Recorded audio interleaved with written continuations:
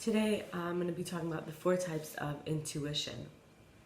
And this is, discovered quite deeply by, I guess I should say explored by Melissa Seaman.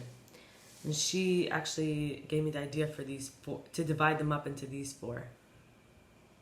And this is how I've explored them on my own. So she doesn't define them like this. She just says there's 4 types, and I felt an experience like there was 4 types for me. And for the last 4 days, I spent time learning about each. So, first of all, visual intuition. Seeing things in people's faces, behind their nose, between the eyes, on the mouth, the jaw, the cheeks, reflecting how they're breathing, how they're thinking. Being an artist, finding ways to make new combinations. This could also be a cook, right, with recipes. Seeing things basically with a unique point of view. Being good at being thrifty, scrappy, problem solving because of a resourcefulness, the ability to find solutions, right? And practical associating. It's like the critical thinking and the creative thinking, they merge.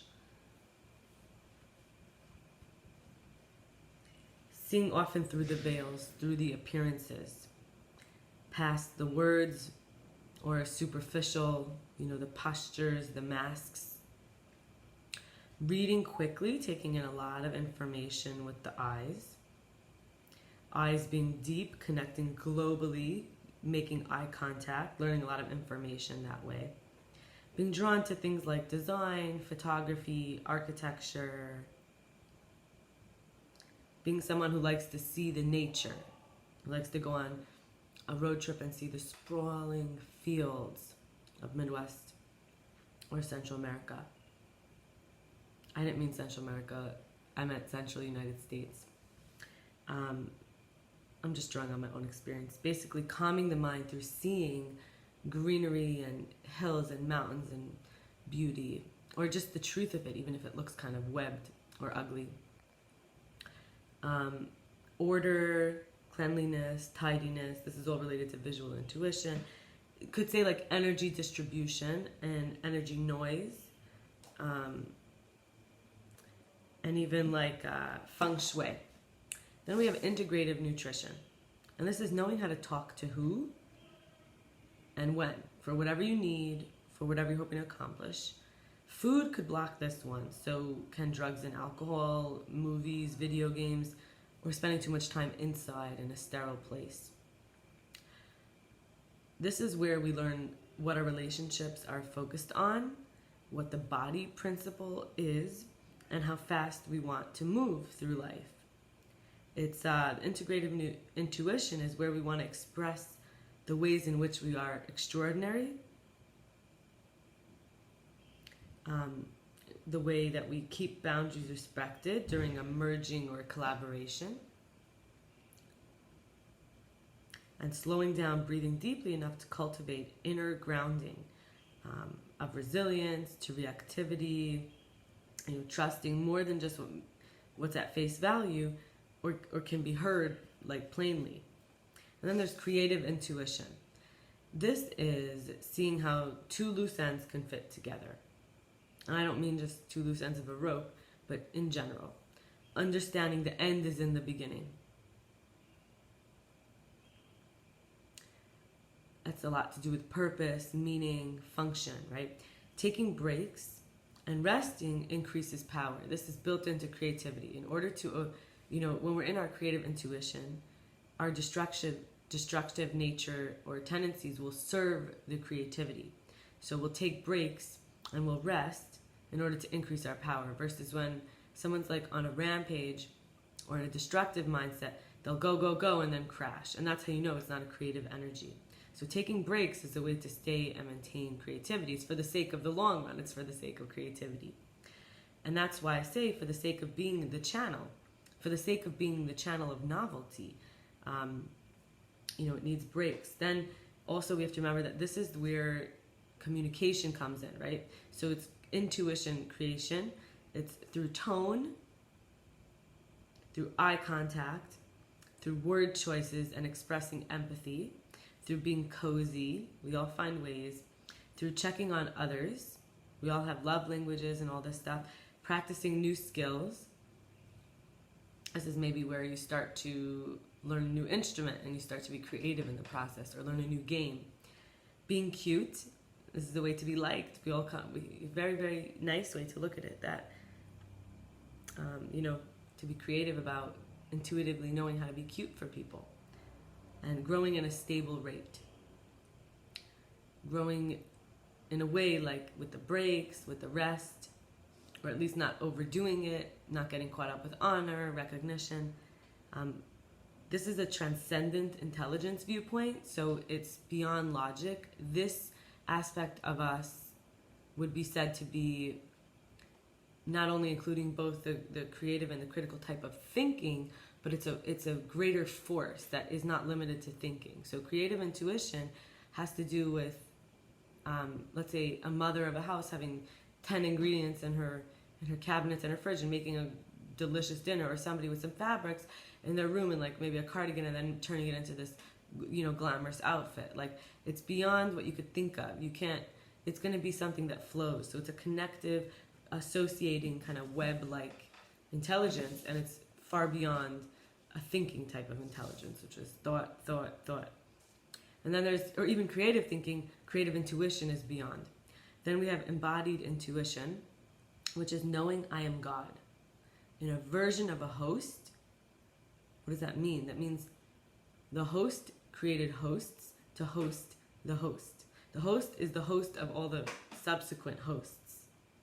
You might say there's a big bubble, and in it there's a bubble that creates, that the original bubble takes away space, so it's hosting this host so that it could enter this bubble inside of it. It creates the host creates the host to host itself. So that's being God in a version of a host, and also being a magnet. There's this larger, bigger magnet that attracts everything into the right ways, right? And then the receiver, like, I don't mean like receiver like a funnel. I mean a phone or an antenna. It's for a specific signal, and it's a signal receiver, so it means it accepts certain signals. But there's everything coordinating with each other with different signals, knowing which signals to turn on, signals of receiving, and which signals turn off, signals of receiving, and then signals turn on, signals of sending, and then sending signals, right? All because of this magnetic and godly kind of hosting. Then there's this scoping vision and clarity that's inside. And when I say scoping, I mean microscoping and telescoping. So it's being able to zoom in, clearly seeing the details, zooming out, all inside, clearly seeing the details. It's like a third eye vision, but inside. But this capacity that could also zoom out and see the bigger picture, see everything lives inside of me already. And also like I live in everything. There's a little tiny aspect too, right? It's being completely honest and authentic. This is embodied intuition. This is knowing the wholeness of an organism is about having its unity. So you might say it's transcending the black and white thinking. So you might say this idea is very far from this idea. This is embodied intuition is able to hold both of those. It's able to embody both of these very different ideas and the space in between. It's permission to say no and change the mind. It's a very fluid kind of, doing everything. It's a very fluid, okay, I'll share that in a second. It's a very fluid type of process to get beyond a limit, right? So you got to be like flirting with the limit almost. Like the energy has to start moving with the limit till the limit becomes less rigid, right? It's like, and slowly but surely it finds ways that the limit is, so it's pushing the boundary, but in a fluid, flickering kind of way, like until it just takes up all that space. It doesn't just like go like this where the boundary gets stronger and then it can't. It goes like until the boundary just sort of ceases to exist, that way. So that's what natural healing is. Natural healing is where like, okay, the body gets rigid in a certain area because of pain, but then we sort of like flirt with it and massage it out and kind of send energy and a little bit of heat and until eventually it kind of dwindles away and then that boundary's gone and then healing can occur and we can touch each other and heal each other this way. And then of course also sounds and frequencies, which kind of don't penetrate by force, but some wavelengths of sounds can go through buildings, right? And then we have frequencies where you can't even hear it anymore, but they can still also very, very dense kind of limits cannot prevent these frequencies from sort of finding their way through. And then I'm saying it's like doing everything to increase care. Now, why did I do these quote signs? Because what are you really doing? And so there's separation here, but it doesn't need to exist. And then thing, like the action or the object, just to increase care. So who's the one caring? Who's the one doing is the one who cares. So increasing care is to just be in the, just interacting kind of. The doing everything is it like just whatever I'm doing, whatever I'm being, however I'm in a state of living. This embodied intuition is just increasing the care. The care for the self, for the future, for the other, for all the different parts. It's always caring more, connecting more, gluing more. And finally, it's clearly very hard to pin down. It's got to be that thing that all the density and the limits kind of touch on, or it touches. So it's got to be like almost this jumpy, light-footed, almost elfy, I like to think of it. It's firm, but it's buoyant. It's like a gel that you push it and it goes blip, blip, blip, blip, blip, but then it could find its position. Or it could be a puddle, it could be spreading, it could be resolving, coming back together, it could be assembly of many pieces, it could be a density that it gets hard, it could be solidification, it could be alacrity, which means like whoosh, like a fire, forest fire spreading through, right? It could be flickering, like a light wave that sort of just and these are the 4 kinds of intuition that I am glad to be able to share with you, and I look forward tomorrow to having another video for you. And thank you for spending this time with me.